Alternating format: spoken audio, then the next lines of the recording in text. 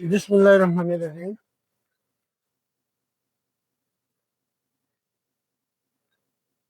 আজকে একটা কথা না বললেই না হয়।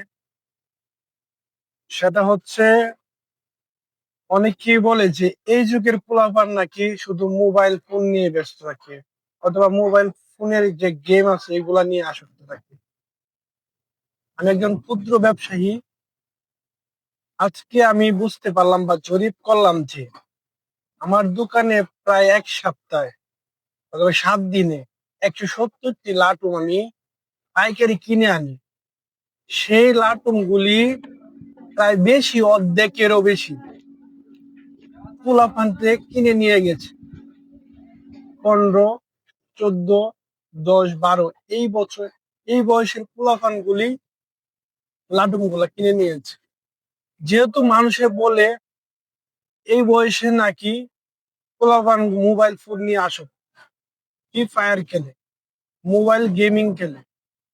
আর এই জরিপটা আসলে এই গ্রামে আপাতত আমার দৃষ্টিতে কমই।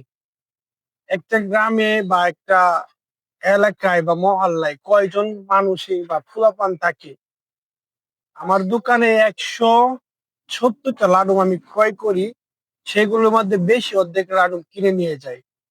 তাহলে বলেন, তারা কি এখনো মোবাইল আসক্তর মধ্যে রয়েছে? রয়ে নাই। তবে আছে কিছু কিছু পোলাপান যেগুলো